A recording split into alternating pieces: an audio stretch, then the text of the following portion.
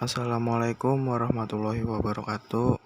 Alhamdulillahirrabbilalamin. Wassalatu wassalamu ala asrofil anbiya'i wal mursalin wa ala alihi wa sahbihi ajmain amma ba'du.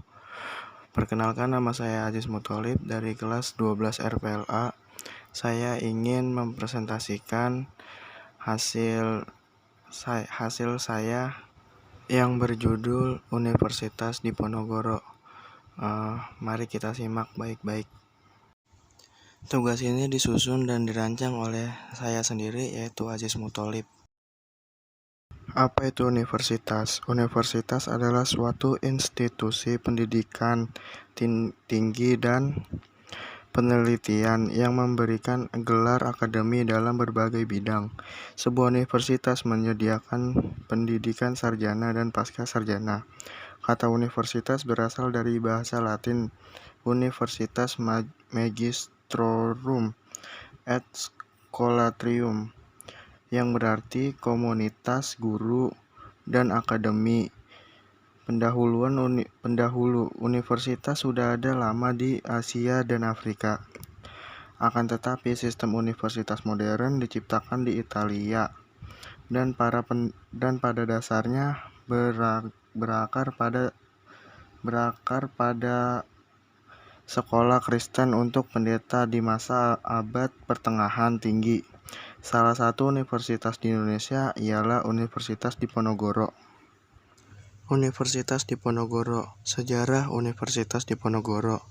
Sekitar awal tahun 1950-an, masyarakat Jawa Tengah pada umumnya dan masyarakat Semarang khususnya membutuhkan kehadiran sebuah universitas sebagai pelaksana pendidikan dan pengajaran tinggi. Tujuannya untuk membantu pemerintah dalam menangani dan melaksanakan pembangunan di segala bidang, khususnya bidang pendidikan. Pada waktu itu di Provinsi Jawa Tengah dan Yogyakarta hanya memiliki Universitas Gadjah Mada yang berstatus sebagai universitas negeri. Sementara jumlah lulusan sekolah menengah atas di Jawa Tengah bagian utara yang akan melanjutkan pendidikan tinggi di universitas makin meningkat. Namun karena masih sangat terbatas universitas yang ada, maka tidak semua lulusan dapat tertampung. Menyadari akan kebutuhan pendidikan tinggi yang semakin mendesak, kemudian dibentuk Yayasan Universitas Semarang dengan akte notaris R.M. Sueprapto nomor 59 tanggal 4 Desember 1956. Sebagai langkah awal didirikannya universitas di Semarang dengan nama Universitas Semarang yang secara resmi dibuka pada tanggal 9 Januari 1957 dengan presiden universitas yang pertama adalah Mr. Imam Barjo. Pada Dies Natalis ketiga Universitas Semarang pada tanggal 9 Januari 1960, Presiden Republik Indonesia Insinyur Soekarno mengganti nama Universitas Semarang menjadi Universitas Diponegoro. Perubahan nama ini merupakan penghargaan terhadap Universitas Semarang atas prestasinya dalam pembinaan bidang pendidikan tinggi di Jawa Tengah. Keputusan Presiden ini kemudian dikukuhkan dengan Peraturan Pemerintah Nomor 7 Tahun 1961. Pada Surat Keputusan Menteri Pendidikan, Pengajaran dan Kebudayaan Nomor 1747 Undang-Undang tanggal 3 Desember 1960. Keputusan tersebut berlaku surut mulai tanggal 15 Oktober 1957.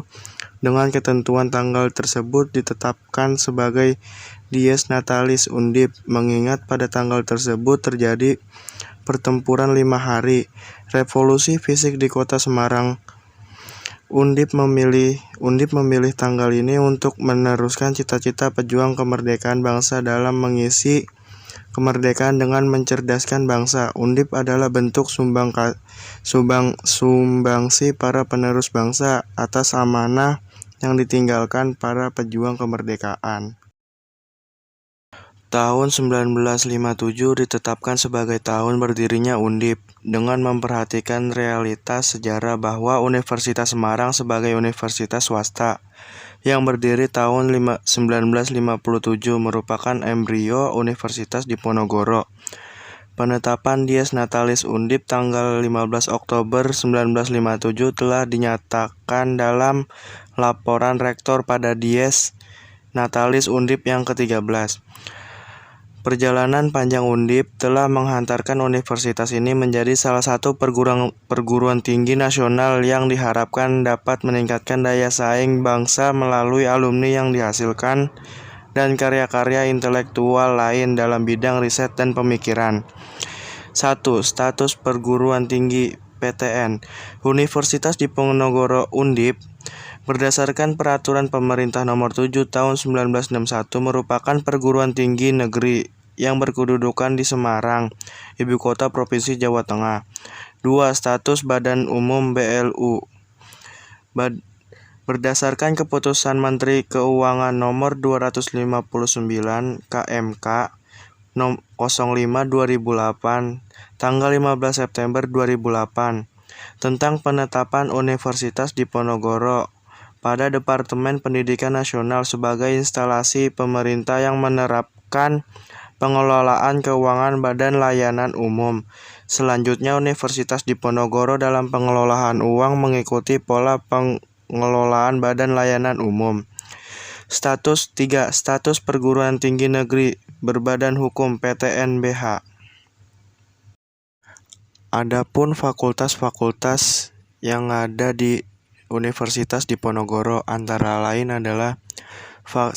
Fakultas Teknik, 2. Ilmu Sosial dan Ilmu Politik, 3. Kedokteran, 4. Ekonomi dan Bisnis, 5. Hukum, 6. Perikanan dan Ilmu Kelautan, 7. Psikologi, 8. Peternakan dan Pertanian, 9. Ilmu Budaya, 10. Kesehatan Masyarakat, 11. Sains dan Matematika, dan masih banyak lagi. Selain fakultasnya banyak, Universitas Diponegoro memiliki visi dan misi.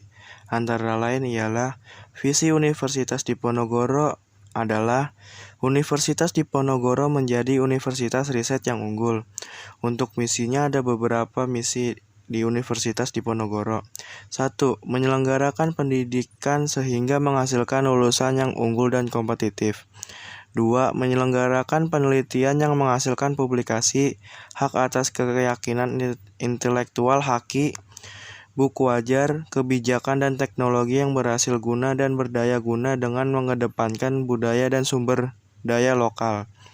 3. Menyelenggarakan pengabdian kepada masyarakat yang menghasilkan publikasi, hak atas kekayaan intelektual, buku ajar, kebijakan, dan teknologi yang berhasil guna dan berdaya guna dengan mengedepankan budaya dan sumber daya lokal. Terakhir adalah mengembangkan profesionalitas, kapabilitas, akuntabilitas dalam tata kelola universitas yang baik serta kemandirian penyelenggaraan perguruan tinggi. Selain fakultasnya yang banyak, Universitas Diponegoro memiliki dosen dan juga murid yang banyak. Jumlah dosen untuk sekarang ialah mencapai 1.744 orang, sedangkan untuk jumlah mahasiswanya mencapai 45.155 orang. Universitas Diponegoro menyediakan beberapa fasilitas, antara lain fasilitas olahraga, fasilitas pusat pelatihan bahasa, pers mahasiswa, poliklinik, perpustakaan, wisma, asrama atau hotel, bus kampus, sarana ibadah, teknologi informasi, gedung pertemuan, kalender pendidikan, free hotspot untuk publik, dan juga area laboratorium.